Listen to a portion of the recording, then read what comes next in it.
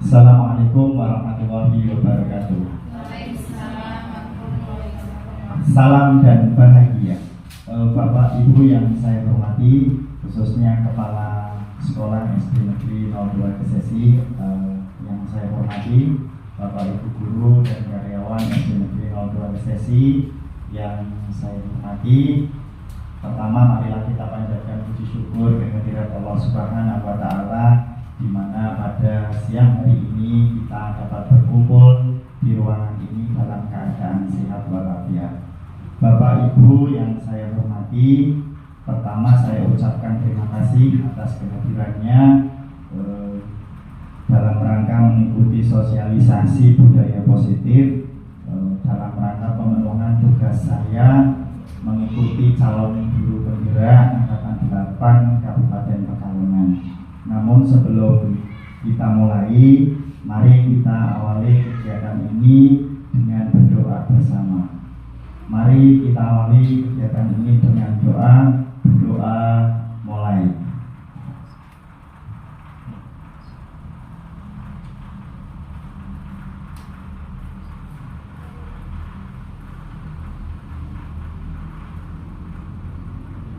Selesai. Terima kasih. Sebelum saya lanjutkan, mohon sambutan dari Kepala Sekolah untuk mengantarkan kegiatan siang hari ini. Kepada Pak Sus, kami persilakan.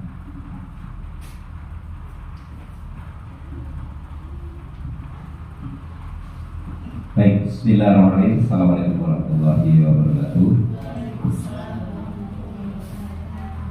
Bapak Ibu yang saya hormati, pada kesempatan yang baik ini, mari kita untuk pertama kali memanjatkan puji syukur kehadirat Tuhan Yang Maha Kuasa, Allah Subhanahu wa Ta'ala, atas limpahan rahmat, hidayah serta inayahnya, sehingga hari ini kita dapat mengikuti apa yang menjadi tugas dari Pak Teguh selaku calon guru penggerak. Dan ini adalah merupakan tugas dari beliau untuk melaksanakan, yaitu berbagi pemahaman dan pengalaman penerapan budaya positif. Oleh karena itu, Bapak Ibu, kami memohon kepada panjenengan semuanya, karena ini adalah suatu kegiatan yang baik, kegiatan yang tentu di dalamnya ada budaya positif, tentu ini adalah membawa kita ke arah yang positif. Makanya mohon kepada Bapak Ibu untuk dapat mengikuti dengan seksama, dan apabila nanti ada hal-hal atau materi yang disampaikan oleh Pak Teguh itu dapat kita ambil dan kita ikuti, kita laksanakan. Mari kita laksanakan bersama-sama untuk kemajuan sekolah kita. Kemudian Bapak Ibu yang lain juga demikian. Bagi Bapak Ibu yang akan ikut menjadi guru penggerak, silakan dengan berbangga hati saya mempersilakan kepada panjenengan untuk mengikuti jejak dari Pak Teguh dan Pak Yudi mungkin dalam mengikuti calon guru penggerak. Semoga semuanya sukses, dan khusus untuk Pak Teguh kali ini melaksanakan tugas yang diembankan kepada Pak Teguh, semoga dapat berjalan lancar, sukses sesuai dengan harapan, dan tetap semangat. Semoga semuanya berjalan dengan baik dan lancar. Saya kira itu saja Bapak Ibu yang dapat saya sampaikan. Monggo selanjutnya saya akan kepada Pak Teguh selaku CGP untuk melaksanakan tugas dengan sebaik-baiknya. Terima kasih. Saya akhiri bila ada berikutnya. Assalamualaikum warahmatullahi wabarakatuh. Terima kasih atas arahannya Pak Sus. Langsung saja teman-teman, pada tugas kali ini, pada Sinyatas modul 1.4, saya diberi tugas untuk menularkan kepada Bapak Ibu kurang lebih 1 jam. Jadi saya mohon Bapak Ibu nanti dapat mengikuti kegiatan ini selama 1 jam ke depan. Langsung saja, di sini ada judul berbagi pemahaman dan pengalaman penerapan budaya positif. Mungkin Bapak Ibu sudah pernah mengikuti sosialisasi ini mungkin di tempat lain atau bahkan di sini calon penggerak sebelumnya sudah mensosialisasikan ini. Sebelum ke materi, saya ingin Bapak Ibu semangat dalam mengikuti kegiatan ini.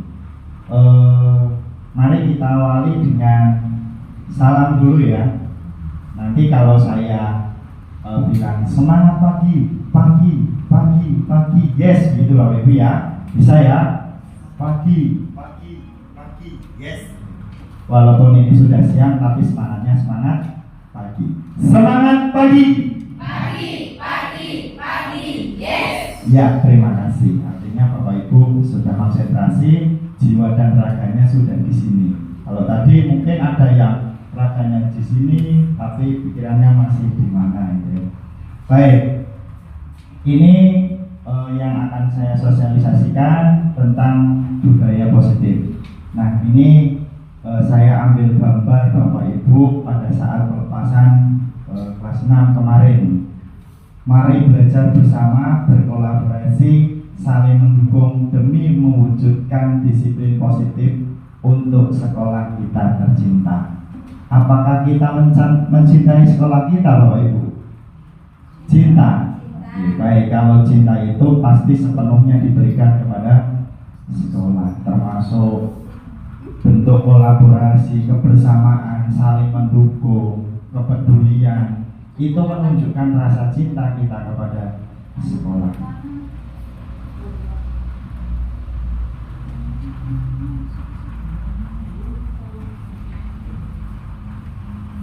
Budaya positif. Sebelumnya tujuan dari saya sosialisasi ini yang pertama yaitu memenuhi tugas saya untuk aksi nyata modul 1.4, yaitu tentang budaya positif. Apa itu budaya positif? Dilihat dari latar belakangnya, itu suasana positif sangat mendukung dalam menciptakan pembelajaran yang kondusif. Karena dengan suasana yang positif, murid dan guru akan menemukan suatu kondisi pembelajaran yang menyenangkan, sehingga proses pembelajaran dapat berjalan tanpa adanya suatu beban. Tapi suatu kebutuhan suasana positif juga akan membantu menggerakkan moral yang positif bagi murid, sehingga karakter murid tidak hanya terbentuk dari akademik, intelektual saja, tapi juga dari lingkungan yang ada. Jadi budaya yang positif itu pasti tidak terlepas dari sebuah hal yang negatif. Di dalam setiap sekolah, di dalam kelas, dimanapun berada, pasti hal negatif itu ada. Namun hendaknya kita selalu menonjolkan hal-hal yang positif, karena hal-hal yang positif itu pasti lebih baik untuk kita lakukan. Kemudian budaya positif sendiri adalah nilai-nilai, keyakinan-keyakinan dan kebiasaan-kebiasaan di sekolah yang berpihak pada murid agar murid dapat berkembang menjadi pribadi yang penuh hormat dan tanggung jawab. Jadi menurut filosofi Ki Hajar Dewantara, itu murid semua mempunyai potensi, mempunyai bakat. Nah, bagaimana caranya kita mengembangkan potensi anak tersebut, murid tersebut, agar berkembang sesuai dengan kodrat alam dan kodrat zaman. Kodrat alam itu kodrat yang dimiliki oleh siswa. Kemudian kodrat zaman itu adalah perkembangan zaman. Jadi dalam sebuah pembelajaran kita hendaknya mengikuti perkembangan zaman yang ada. Kalau dulu mungkin kita menggunakan kurikulum 2006, kemudian ada kurikulum 2013, kemudian belum selesai ini ada kurikulum merdeka. Nah, kita sebagai guru tidak monoton, kita mengikuti terus perkembangan zaman. Kalau misalnya guru dituntut dengan perkembangan elektronik, menggunakan alat elektronik, komputer, ya kita berusaha untuk mengikuti perkembangan tersebut agar anak dapat berkembang mengikuti zamannya sesuai dengan kodrat zaman. Ini tujuan ya, tujuan saya tadi sudah saya sampaikan. Kemudian disiplin positif. Di dalam budaya positif tentu ada sebuah kedisiplinan. Di sini kedisiplinan positif. Disiplin positif merupakan suatu cara penerapan disiplin tanpa kekerasan dan ancaman yang dalam praktiknya melibatkan komunikasi tentang perilaku yang efektif antara guru dan murid. Biasanya disiplin yang kita terapkan mungkin dengan menakut-nakuti anak, dengan menghukum anak, atau dengan mengancam anak. Itu budaya positif dapat tercapai. Namun dengan adanya ancaman, tekanan, hukuman, itu tidak timbul dari diri anak. Namun karena ada efek luar, yaitu efek dari seorang guru karena ketakutan siswa. Kemudian sebagai pendidik, tujuan kita adalah menciptakan anak-anak yang memiliki disiplin diri sehingga mereka bisa berperilaku dengan mengacu pada nilai-nilai kebajikan universal dan memiliki motivasi intrinsik bukan ekstrinsik. Jadi nilai kebajikan universal nanti ada apa saja, nanti akan saya jelaskan apa itu nilai kebajikan, apa itu nilai kebajikan universal. Secara gambarannya, kalau nilai kebajikan universal itu nilai kebajikan yang menurut orang itu baik semua. Kebajikan universal itu orang mengakui semua. Contoh misalnya, berkendara menggunakan helm, itu kan bagus, baik. Ini nilai kebajikan. Nah, nilai kebajikan ini apakah orang itu menggunakan helm karena aturan atau bagaimana? Menurut Bapak Ibu, orang menggunakan helm itu karena apa? Karena keamanan, karena aturan, karena kesadaran, karena apa lagi? Keselamatan. Oke. Karena aturan, karena takut ditilang itu ya Pak ya, itu biasanya itu. Tapi kalau nilai kebajikan yang bagus, yang positif, itu sebenarnya begini Bapak Ibu. Kita sudah memenuhi aturan iya, kemudian kesadaran juga iya, keselamatan juga iya, semuanya iya. Namun nilai kebajikan universal yang ada ini sebetulnya nilai keselamatan.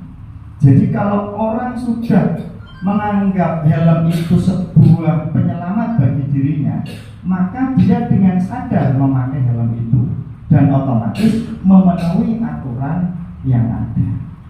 Jadi kalau hanya memenuhi aturan kan karena tekanan polisi, takut ada operasi, kan akhirnya memakai. Tapi kalau sudah ada kesadaran timbul dari dalam dirinya karena sebuah keselamatan, maka ketika menggunakan kendaraan kita menggunakan helm. Begitu Bapak Ibu. Kemudian selanjutnya, jadi disiplin positif merupakan salah satu cara penerapan disiplin yang bertujuan untuk menumbuhkan kesadaran serta memberdayakan murid untuk melakukan sesuatu tanpa sogokan, tanpa ancaman maupun hukuman. Nah, ini yang berusaha kita ciptakan di lingkungan sekolah kita. Jadi anak melakukan kegiatan positif itu karena kesadaran dari dirinya. Lanjut Bapak Ibu, di sini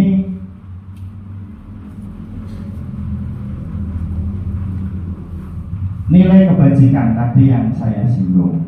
Nilai kebajikan disiplin positif akan melahirkan nilai-nilai kebajikan. Nilai-nilai kebajikan ini ada di dalam profil pelajar Pancasila yang sudah kita gaungkan setiap pagi, setiap kegiatan upacara mungkin, dan di kelas-kelas sudah kita gaungkan tentang profil pelajar Pancasila. Ada yang pertama ada apa Bapak Ibu? Untuk profil pelajar Pancasila, beriman dan bertakwa. Terus apalagi? Disiplin, ya ada.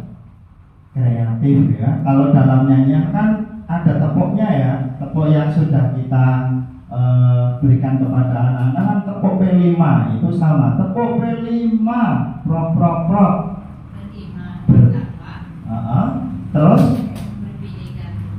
berkebinekaan global, mandiri, gotong royong, kreatif, dan bernalar kritis. Nah, ini ada Bapak Ibu di sini.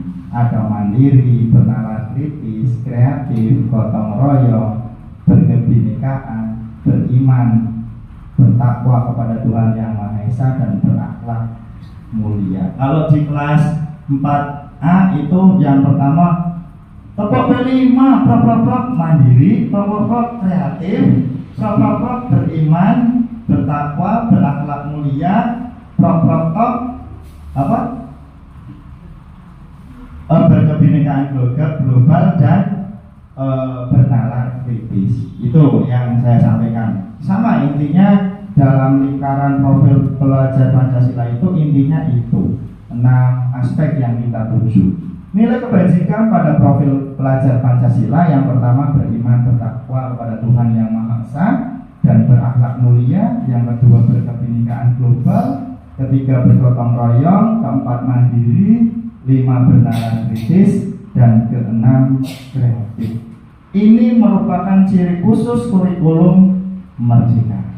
Jadi di kurikulum 13 kita kenal dengan tepuk PPK ya, dengan PPK-nya. Nah, kalau di kurikulum Merdeka ini yang menjadi ciri khususnya yaitu adalah P5-nya.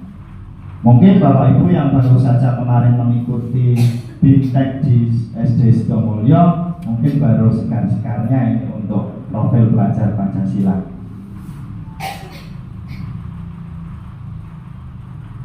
Nah, inilah bentuk keyakinan kelas.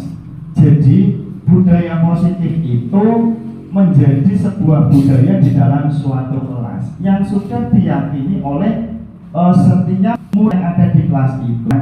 Dengan cara apa? Dengan cara membentuk sebuah keyakinan di dalam sebuah kelas. Contoh misalnya, setiap anggota kelas perlu belajar. Ini nilai kebajikan. Jadi kebajikan universal itu bahwa belajar itu adalah hal yang baik. Mungkin Bapak Ibu juga menyetujui kalau belajar itu yang baik. Jadi dalam sebuah kelas yang dimunculkan itu budaya positif. Dan di dalam pelaksanaan kegiatannya mungkin kan ada anak yang tidak belajar misalnya begitu. Pada saat mau ulangan, Pak Guru dan Bu Guru hari sebelumnya sudah menyampaikan bahwa besok ada ulangan, namun malamnya lupa atau bagaimana akhirnya tidak belajar.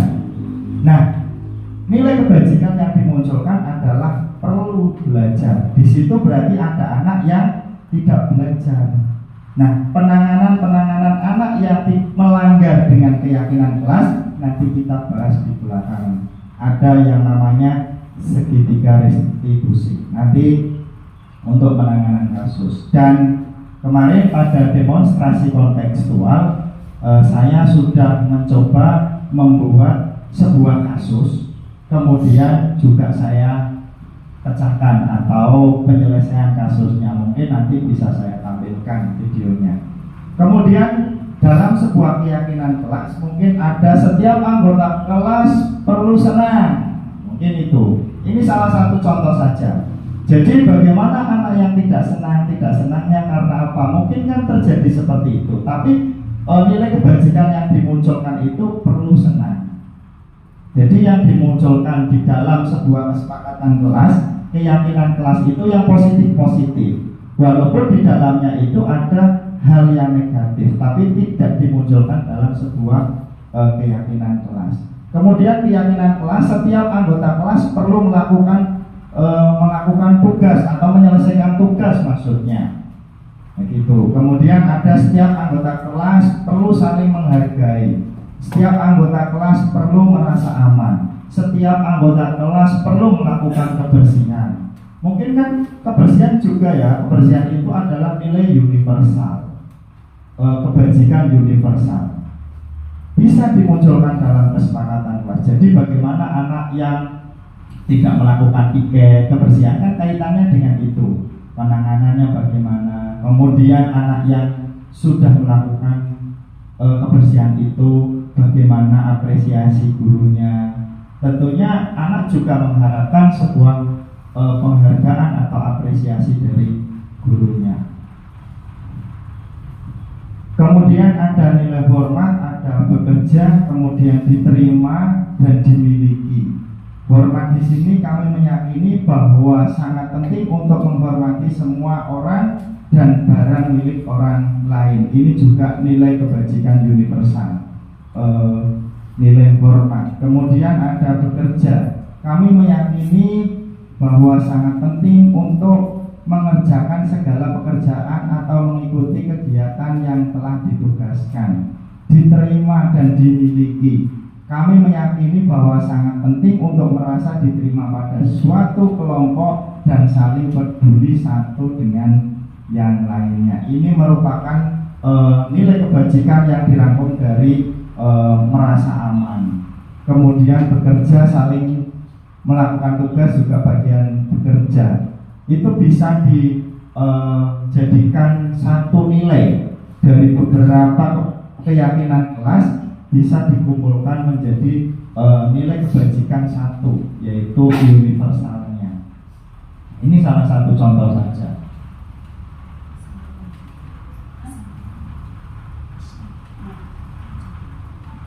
Kemudian setelah keyakinan, kebutuhan dasar.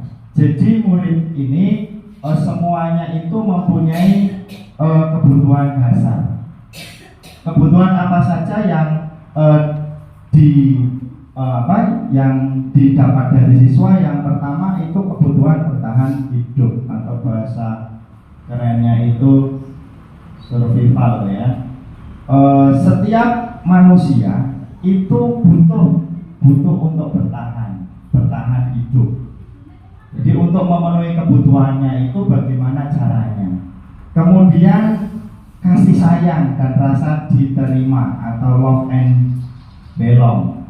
Ini saya juga butuh kasih sayang. Bapak Ibu juga sama, butuh kasih sayang. Bahkan anak didik kita atau murid kita butuh kasih sayang dari siapa? Dari Bapak Ibu gurunya, dari teman-temannya, dari warga sekolah.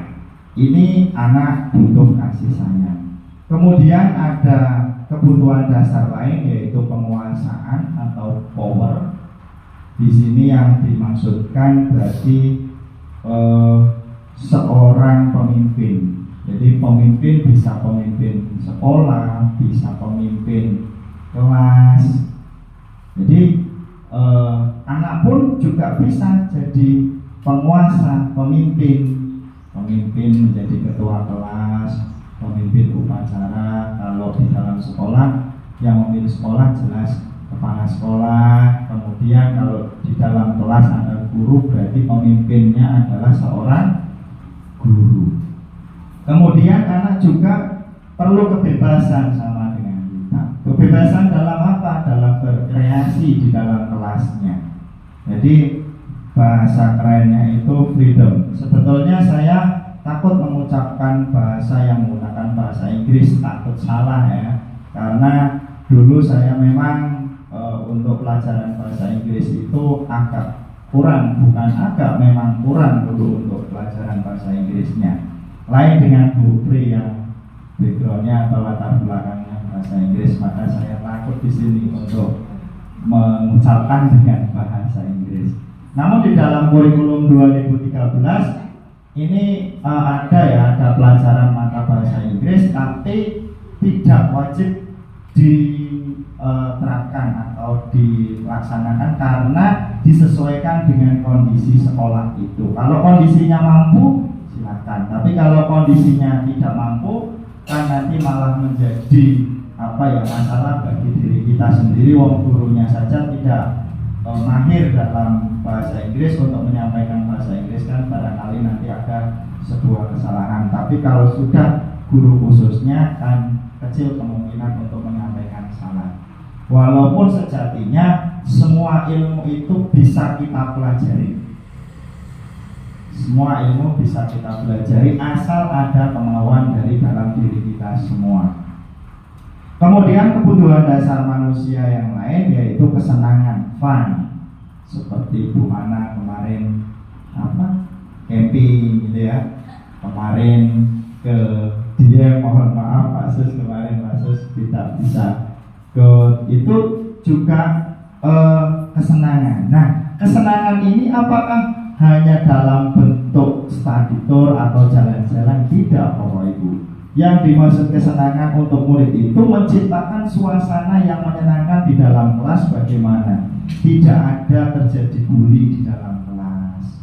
Kemudian tidak ada kata-kata seorang guru yang menyakiti hati anak. Kadang kita bicara dengan nada keras saja, anak yang mentalnya kurang bagus kan kadang kan menganggap wah galak gitu, padahal tidak, memang seperti itu. Nah, mungkin kita butuh refleksi diri kita, apakah kita dalam kelas sudah memberikan kesenangan kepada anak atau belum, apakah anak fun atau tidak. Kemudian yang selanjutnya, materi selanjutnya yaitu posisi kontrol seorang guru. Ada 5 posisi kontrol. Nah, nanti ini yang nanti akan saya tampilkan videonya. Ini materi saya sampaikan dulu. Jadi posisi kontrol itu ada 5. Yang pertama sebagai penghukum, yang kedua pembuat rasa bersalah, ketiga teman, kemudian yang keempat sebagai pemantau, dan yang kelima sebagai manajer. Kita lihat satu-satu. Yang dimaksud sebagai posisi kontrol penghukum, nanti Bapak Ibu bisa perhatikan posisi Bapak Ibu itu berada di posisi mana kira-kira. Kan yang tahu kan Bapak Ibu sendiri. Oh, saya berada di posisi ini, saya di ini. Mungkin seperti itu.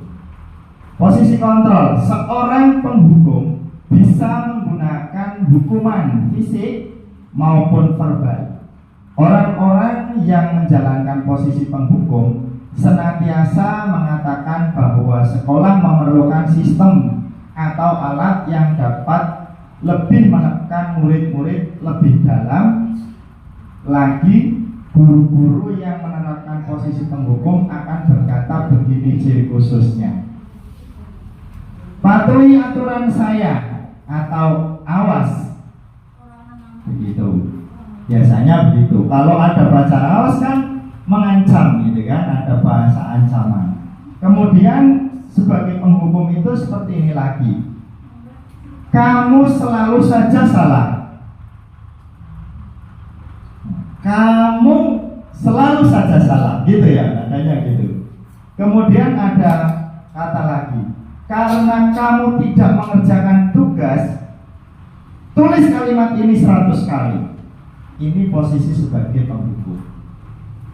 Apakah kita melakukan seperti itu, Bapak Ibu? Tidak. Oke, tidak.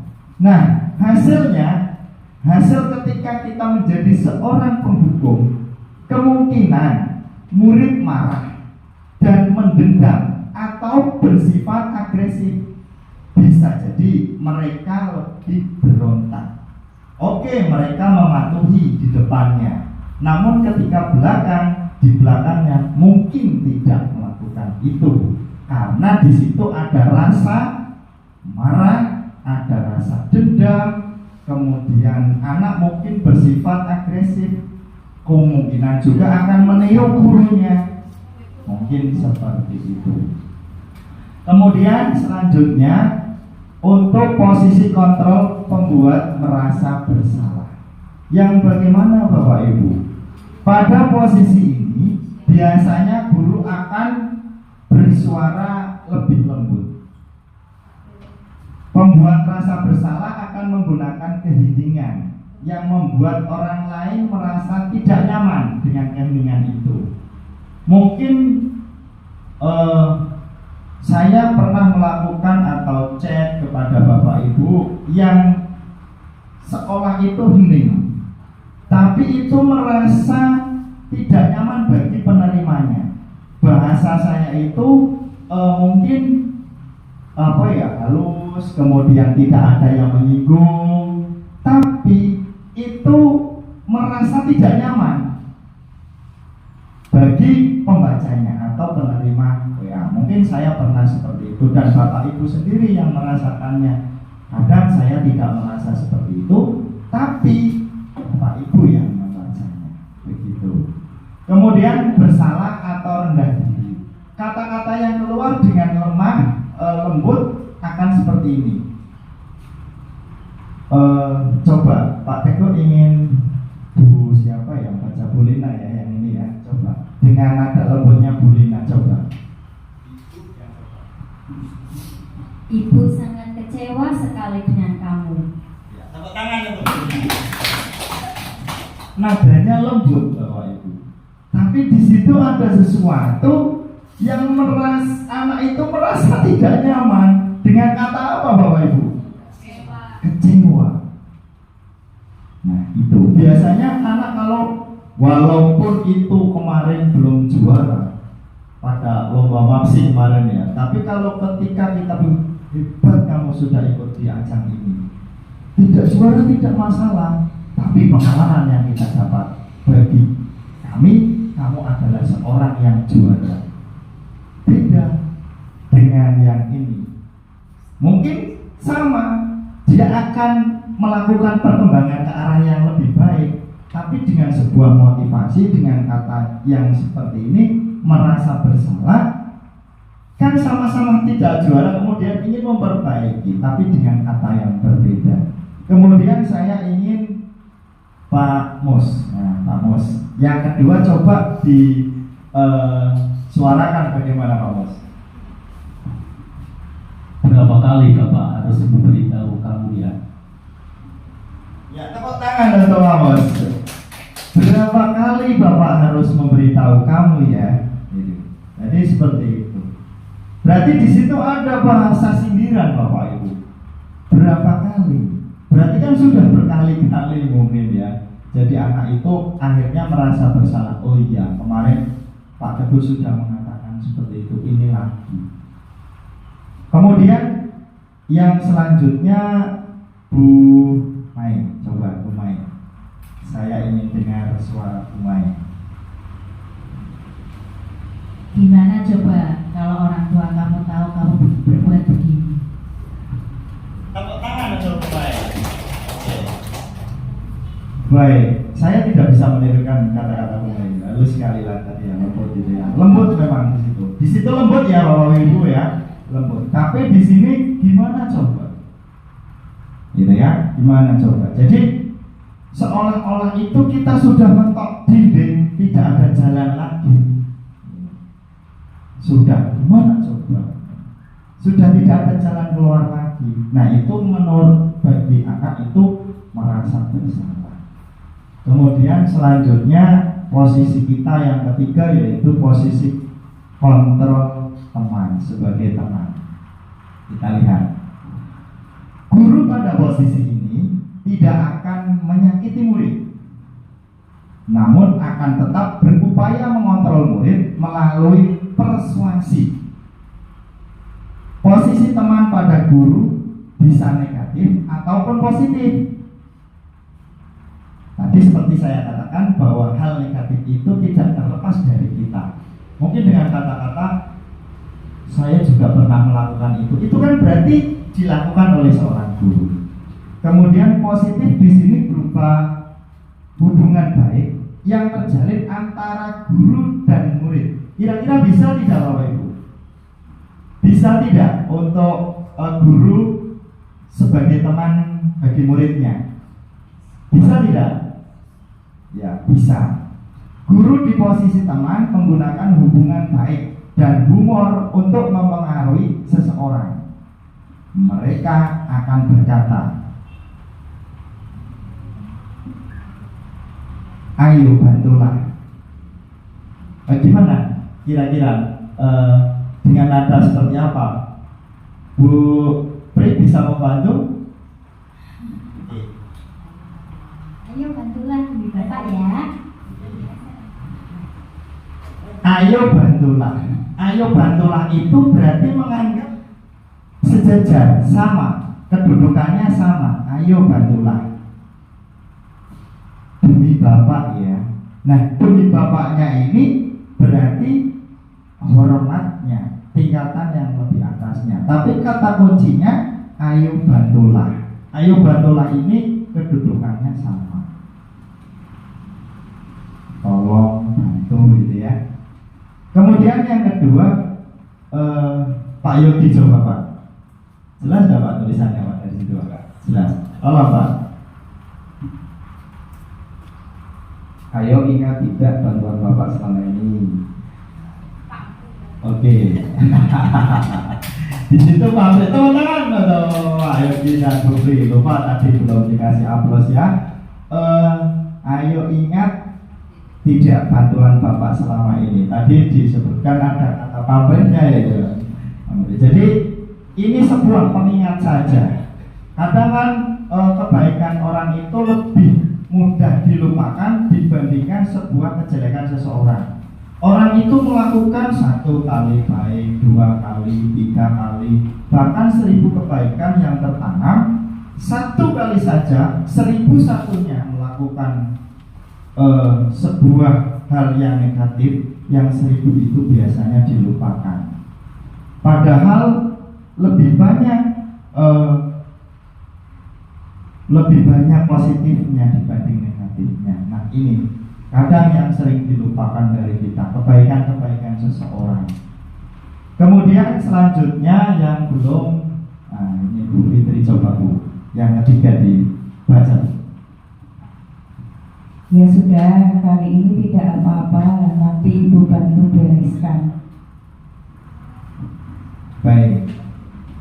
Di sini ya sudah, kali ini tidak apa-apa. Kira-kira murid itu melakukan kesalahan atau tidak? Iya. Di sini ya sudah, kali ini tidak apa-apa. Berarti di sini seorang guru itu walaupun kecewa, walaupun marah, tapi sebaiknya harus mengendalikan emosi kita dengan nada seperti itu ketika kita sebagai kontrol, sebagai teman. Jadi dengan kata-kata kunci itu untuk mengatakan kepada siswa, ayo bantulah, ayo tolonglah, ayo ingat, kemudian ya sudah, itu berarti melupakan kejelekan atau hal negatif yang dilakukan oleh murid, kesalahan yang dilakukan oleh murid. Nanti ibu bantu bereskan. Kira-kira membantu apa? Membantu masalah, membantu kasus yang ada, membantu masalah yang menimpa pada murid itu. Nah, kemudian hasilnya bagaimana perbedaannya dengan posisi 1, 2, 3? Hasilnya, kalau sebagai teman, murid akan merasa senang dan akrab dengan guru. Ini termasuk dampak yang positif. Hanya saja di sisi negatif, murid menjadi tergantung pada guru tersebut. Bila ada masalah, dia merasa bisa mengandalkan guru tersebut untuk membantunya. Akibat lain dari posisi teman,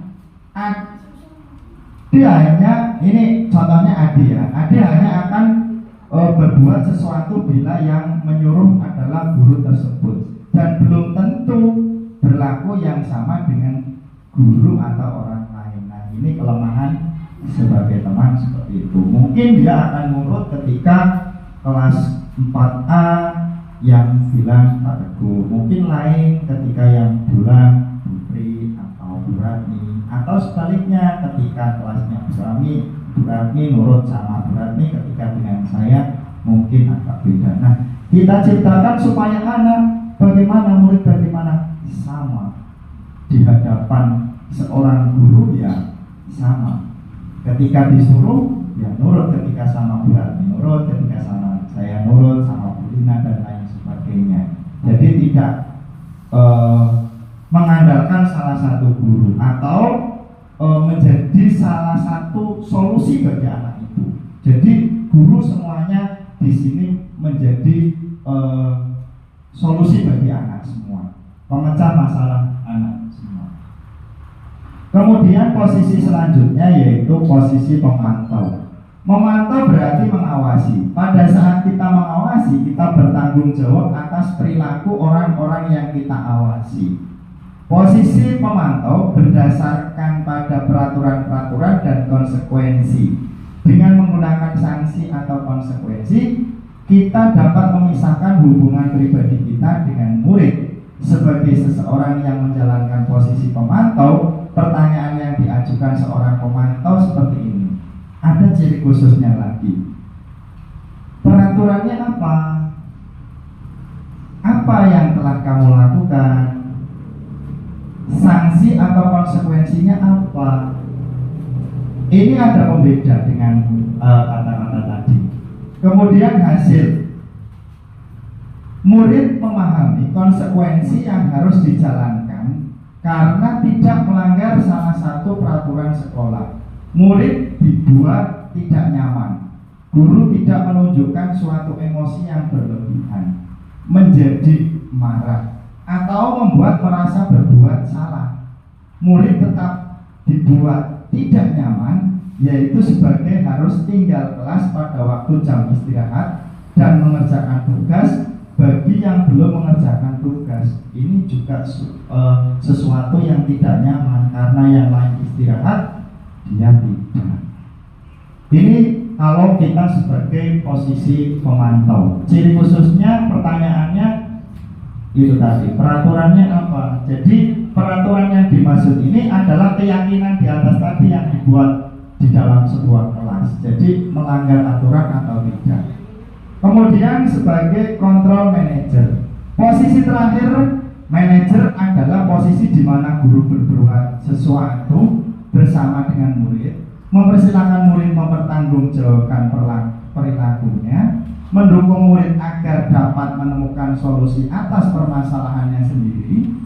Seorang manajer telah memiliki keterampilan di posisi teman maupun pemantau, dan dengan demikian bisa jadi di waktu-waktu tertentu kembali kepada kedua posisi tersebut bila diperlukan. Di sini ada posisi tadi teman dan sebagai pemantau. Seorang manajer itu bisa jadi teman, bisa jadi pemantau, begitu yang dimaksud. Jadi tidak hanya satu. Kemudian namun bila kita menginginkan murid-murid kita menjadi manusia yang merdeka, mandiri dan bertanggung jawab, maka kita perlu mengacu kepada restitusi yang dapat menjadikan murid kita seorang manajer bagi dirinya sendiri. Di manajer, murid diajak untuk menganalisis kebutuhan dirinya maupun kebutuhan orang lain.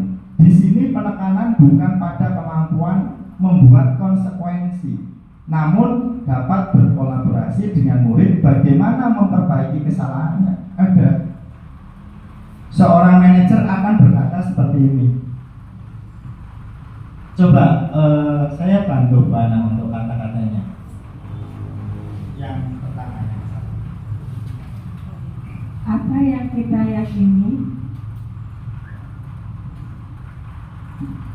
Apa yang kita yakini? Nah, kembali ke keyakinan kelas. Maksudnya keyakinan yang kita kelas yang sudah kita buat di atas tadi. Keyakinannya apa? Melanggar, biasanya melanggar sebuah keyakinan yang ada. Ini maksudnya posisi kontrol ini ketika ada murid yang tidak sesuai dengan keyakinan kelas. Nah, ini posisinya itu kita memposisikan sebagai apa? Kemudian selanjutnya, apakah kamu meyakininya? Jadi ketika kita sudah menggali bahwa kesalahan itu timbul karena kesadaran dirinya, apakah kamu meyakininya? Artinya keyakinan itu yang sudah kita buat itu kita yakin enggak? Yakin pasti karena sudah dibuat di awal. Kemudian selanjutnya, jika kamu meyakininya, apakah kamu bersedia memperbaikinya? Nah, ini tidak diarahkan oleh seorang pemantau, tapi timbul dari dalam diri anak itu. Jika kamu meyakini keyakinan kelas yang kita buat, apakah kamu bersedia memperbaikinya? Di situ anak nanti akan timbul dengan sendirinya. Misalnya bersedia meyakini kapan waktunya, itu disebutkan biar anak itu ada komitmen waktu yang dilaksanakannya. Tugas seorang manajer bukan untuk mengatur perilaku seseorang. Kita membimbing murid untuk dapat mengatur dirinya. Seorang manajer bukannya memisahkan murid dari kelompoknya, tapi mengembalikan murid tersebut ke kelompoknya dengan lebih baik dan lebih kuat. Jadi ketika kita sebagai manajer, di situ ada penguatan-penguatan agar anak itu merasa yakin ketika kembali ke kelompoknya. Mungkin di dalam kelompoknya membuat sebuah kesalahan atau hal negatif, biar ada rasa kepercayaan diri lagi. Anak tersebut ketika kembali ke kelompoknya itu bagaimana? Yaitu dengan dikuatkan oleh seorang manajer. Dan murid juga bisa menjadi manajer bagi dirinya, jadi mengontrol dirinya. Itu yang ingin kita terapkan. Jadi nilai kebajikan atau budaya positif itu maksudnya seperti itu. Kemudian hasilnya ketika kita menjadi control manager, guru akan mengembalikan tanggung jawab pada murid untuk mencari jalan keluar permasalahannya, tentu dengan bimbingan guru. Kemudian yang terakhir untuk posisi kontrol, 5 ya, 5. Sebelum ke segitiga restitusi, saya tampilkan untuk video. Untuk videonya.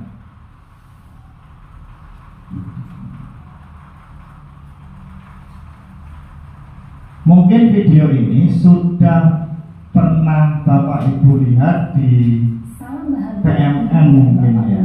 Namun ini saya coba tampilkan kembali bersama-sama. Satu program yang dikembangkan adalah 5 posisi kontrol. 5 posisi kontrol dalam restitusi adalah proses perjalanan seorang pendidik agar dapat mengenali dirinya. Pada video kali ini, kita akan membahas tentang 5 posisi kontrol yang dikembangkan oleh Diane Dawson dan contoh penerapannya.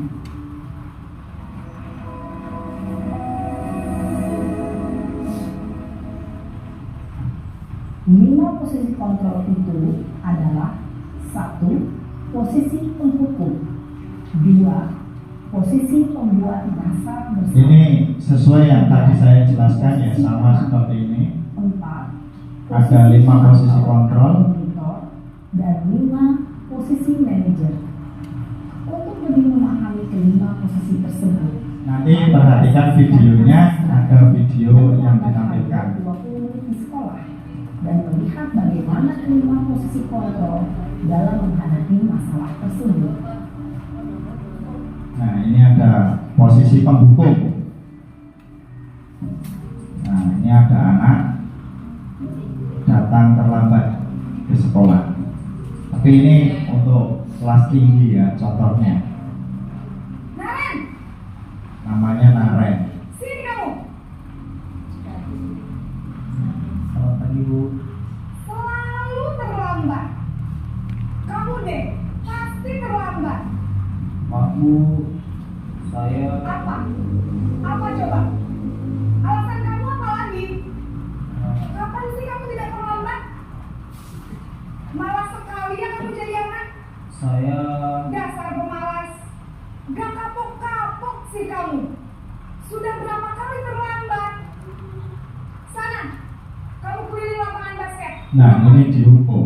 Kalau tadi yang saya contohkan kan nulis 100 kali. Kenapa? Kamu melawan ibu. Berani-beraninya jawab. Sudah terlambat, masih berani jawab pula. Sekarang, keliling lapangan basket 5 kali sekalian. Nah. Biar kapok. Itu sebagai hukuman. Pergi sana ke lapangan basket. Mungkin nurut Naren. Nah, tapi Posisi penghukum biasanya berbicara dengan nada tinggi, ya, nadanya tinggi. Itu ciri khususnya. Ya. menyakiti, dan menyindir. Hukuman bisa berupa fisik maupun psikis. Tapi apa yang dilakukan Naren itu ketika keesokan harinya? Lihat, ini pembuat merasa bersalah.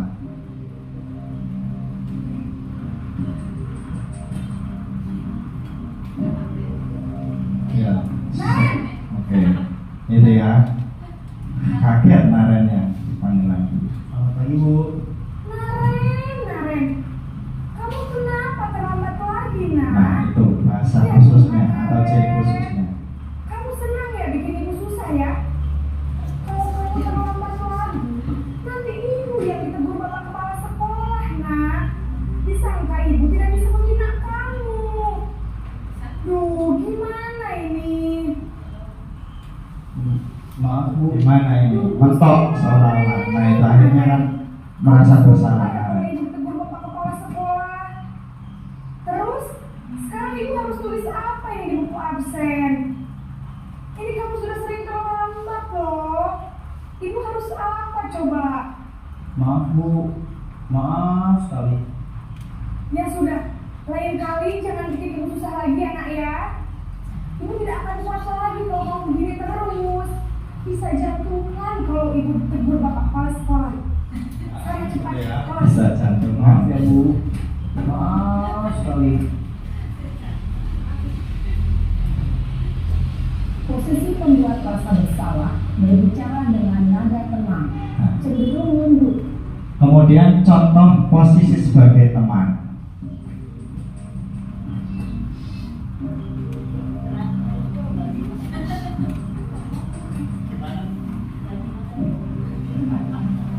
Naren,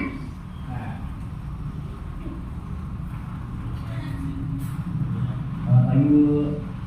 wah, sudah jam berapa ini, Nak? Ya, lebih halus gitu ya. Lebih Iya halus. Bu. Habis ibu saya lupa membangunkan saya Bu. Kamu malah menyalahkan ibu kamu. Kamu bukannya anak yang larinya paling kencang. Kok terlambat sih? Itu dipuji ya. Iya Bu. Dipuji. Saya memang terlambat bangun tadi. Jadi biarpun saya lari kencang, tetap nggak kekejar Bu. Ya sudah sana. Nanti lain kali larinya lebih kencang lagi ya. Biar gak terlambat lagi. Bikin seneng ibu. Demi ibu. Bisa kan? Bisa lah Bu. Itu lebih senang ya. Ekspresi Naren itu lebih Urusan absen senang. kamu. Kamu ini ada-ada saja.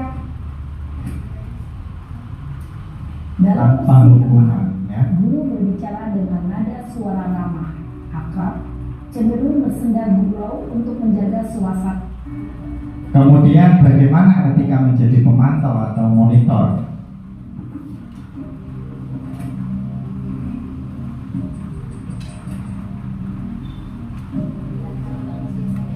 Naren!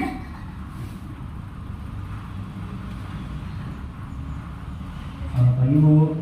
Naren, apa peraturan sekolah kita tentang jam berapa kita harus masuk sekolah, Nak? Kita harus di sekolah jam 7 Bu. Iya betul, sekarang sudah jam 7.20. Naren sudah tahu konsekuensinya jika terlambat hadir. Paham Bu. Saya harus tinggal kelas pas jam istirahat selama 20 menit. Iya benar, konsekuensinya demikian. Jadi nanti jam 9.30 pas istirahat, kamu harus tinggal di kelas, kerjakan tugas tambahan untuk ketertinggalan kamu, ya? Baik Bu. Posisi pemantau mengandalkan penghitungan atau data untuk mengontrol murid. Guru mengarahkan murid berdasarkan peraturan dan konsekuensi. Seorang pemantau menunjukkan bahasa tubuh dan ekspresi wajah Nah, yang terakhir nih ya.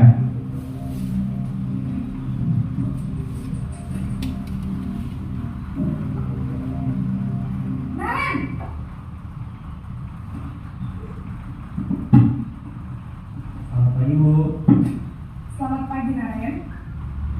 Bu, saya terlambat. Iya, sekolah masuknya jam 7, sekarang sudah jam 7.20. Jadi sekarang bagaimana ini, Naren? Maaf Bu, saya lupa setel alarm saya semalam. Baiklah, menurut kamu, keyakinan sekolah yang mana yang perlu kamu tingkatkan? Menghargai diri sendiri dan orang lain mungkin ya Bu. Setuju. Jadi, apakah Naren meyakini prinsip saling menghormati tersebut? Iya Bu, saya meyakininya. Apakah Naren bersedia memperbaiki masalah keterlambatan ini? Bersedia Bu. Bagaimana kamu akan perbaiki masalah keterlambatan ini? Saya akan coba untuk tidak lupa menyetel alarm saya Bu. Baik, kalau Naren lupa menyetel alarm di rumah, ada orang yang kira-kira bisa bantu mengingatkan tidak? Ada Bu, kakak saya, Kak Emma. Ada lagi selain Kak Emma? Selain Kak Emma, ada ibu saya. Baik, jadi yang mengingatkan Naren adalah Kak Emma dan ibu kamu ya? Kira-kira akan mulai start alarm kapan nih, Naren? Nah, itu ada kepastian waktunya kapan. Baik, jadi Naren akan setel alarm untuk bangun besok pagi dan akan diingatkan oleh kakak dan ibunda Naren ya. Ada lagi yang mungkin perlu dilakukan, Naren, agar tidak terlambat bangun lagi? Tidak ada Bu. Baik, Naren, terima kasih untuk kerjasama kamu. Sekarang kamu perlu kembali ke kelas untuk belajar. Baik Bu, terima kasih. Nah, itulah 5 posisi kontrol. Dan sebagai manajer itu bisa sebagai pemantau juga sebagai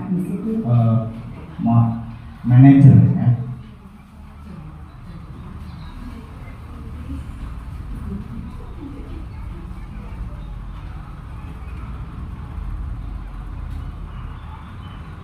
Sebelum masuk ke materi berikutnya, ini materi terakhir. Kira-kira posisi yang dimiliki Bapak Ibu itu posisi yang mana? Dari 5 posisi kontrol itu. Kalau Pak Sus manajer mungkin ya, memang jelasnya. Kalau Bapak Ibu manajer juga, apa sebagai teman atau sebagai penghubung? Kadang-kadang gitu ya. Semuanya dilakukan. Baik. Baik Bapak Ibu. Ya tergantung kondisi ya. Ya. Materi terakhir atau yang ingin saya sampaikan ini segitiga restitusi. Jadi segitiga restitusi ini untuk memecahkan sebuah masalah atau kasus yang ada. Jika terjadi kasus, itu yang pertama yang kita lakukan yaitu menstabilkan identitas, memanggil, biasanya dengan memanggil. Kemudian yang kedua, validasi tindakan yang salah. Jadi memastikan bahwa tindakan yang dilakukan itu salah atau tidak. Kemudian yang ketiga, menanyakan keyakinan kelas. Jadi keyakinan kelas yang sudah dibuat sesuai atau tidak. Jadi anak itu menyadari akan kesalahannya sendiri dengan kata-kata dari seorang guru tanpa menunjukkan, tapi karena kesadaran dirinya dia merasa bersalah. Pada segitiga restitusi ini, yang pertama ciri khususnya menstabilkan identitas, kemudian ada validasi tindakan yang salah, kemudian yang ketiga menanyakan keyakinan kelas. Menstabilkan identitas itu berbuat salah itu tidak apa-apa. Ciri khususnya itu pertanyaannya. Tidak ada manusia yang sempurna.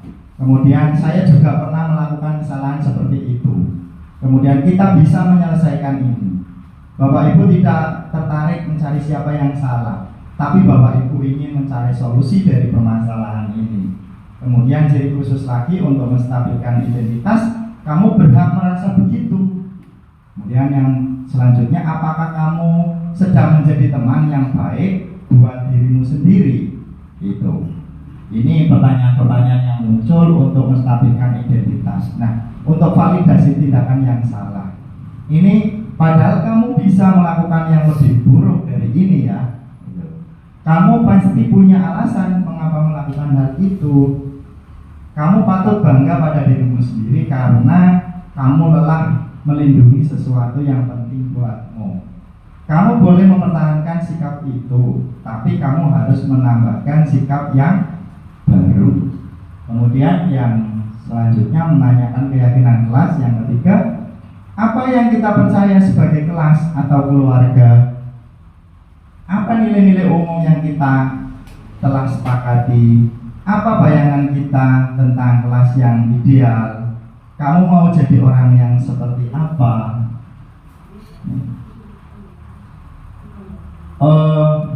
Pada kegiatan segitiga restitusi ini, saya juga melakukan demonstrasi kontekstual. Mungkin waktunya berapa menit ya kalau saya tampilkan ya?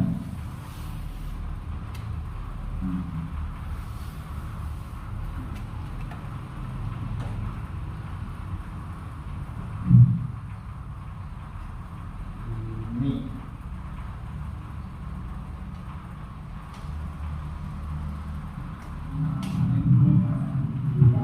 Nah, saya minta tolong sama Mas Adit. Baik, alhamdulillah. Baik. Tapi Pak Budiman, Pak Adil ada sesuatu. Ini saya salah tanya, sesuatu apa itu ini? Saya kesel, Pak. Saya tidak malam. Saya punya tiket. Padahal saya berangkat di awal bulan pelaksanaan tiket. Adil juga melaksanakan tiket, tapi dikatakan kita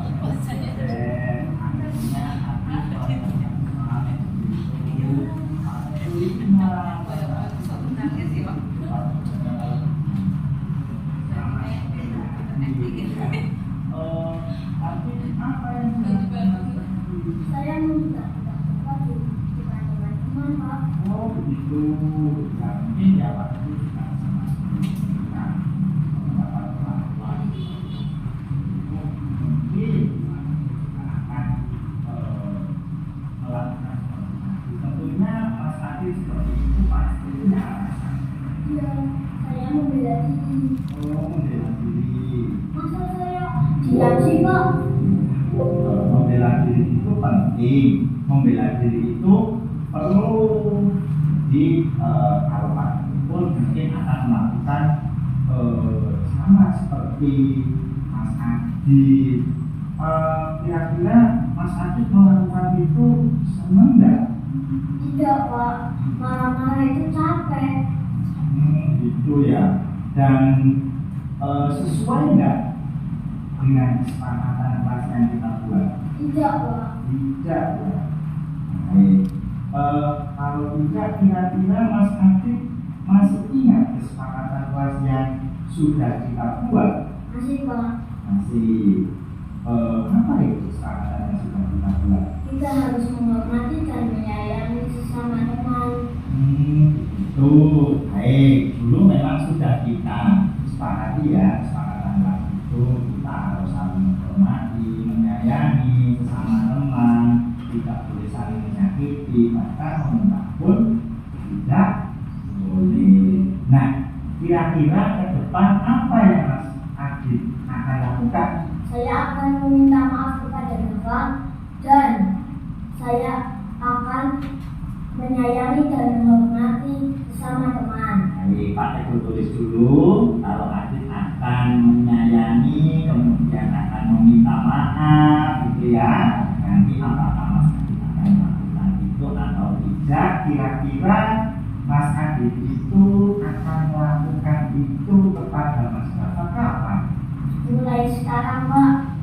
Baik, mulai sekarang ya. Baik, jadi itu saling menghormati, saling menyayangi antara satu dengan yang lain, dan menjadi anak yang penyabar. Pak Teguh menginginkan mengharapkan anak itu mempunyai sifat seperti itu, karakter yang seperti itu.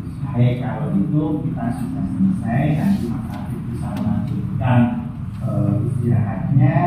Mohon maaf, Pak Teguh sudah mengganggu waktu istirahat Mas Adit. Namun sebelumnya kita tos dulu. Oke, silakan. Baik, Bapak Ibu. Kira-kira posisi saya itu sebagai apa itu, Pak? Sebagai apa dalam kasus itu? Sebagai manajer. Kata-kata yang muncul tadi sebagai manajer, sebagai pemantau. Ada juga sebagai teman, iya tidak? Iya. Jadi yang paling tepat manajer karena ada posisi kontrol untuk memantau dan sebagai teman. Ada dua-duanya itu ada. Itu adalah sebuah kasus yang dibuat kemudian divideokan, dicarikan solusinya. Baik Bapak Ibu, untuk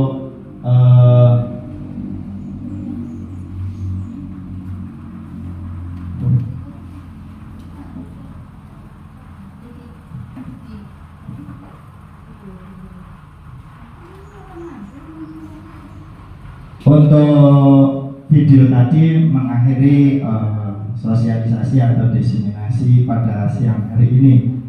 Apakah masih semangat Bapak Ibu? Masih? Ya. Sudah habis. Oke. Terakhir untuk refleksi kita hari ini, kita nanti tuliskan refleksinya ketika kita mendengarkan dari tadi. Kira-kira apa yang dirasakan oleh Bapak Ibu nanti tuliskan di sini untuk sebagai refleksi diri kita, sebagai bahan informasi bagi diri kita dalam kegiatan siang hari ini. Pada kegiatan refleksi ini ada peristiwa, kemudian ada perasaan, ada hal yang dipelajari, hal yang akan dilakukan ke depan. Kira-kira peristiwa ini dari tadi ini peristiwa apa? Kemudian perasaan Bapak Ibu ketika mengikuti ini bagaimana? Hal yang dipelajari itu tentang apa? Kemudian hal yang akan dilakukan ke depan itu bagaimana? Itu mohon dituliskan di situ sebagai akhir dari kegiatan ini. Nanti sambil dilanjutkan. Terima kasih atas perhatiannya. Mohon maaf jika dalam penyampaian budaya positif ini kurang berkenan di hati Bapak Ibu, banyak kekurangan diri saya. Saya mohon maaf yang setulus-tulusnya. Saya akhiri wabillahi taufiq wal hidayah. Wassalamualaikum warahmatullahi wabarakatuh.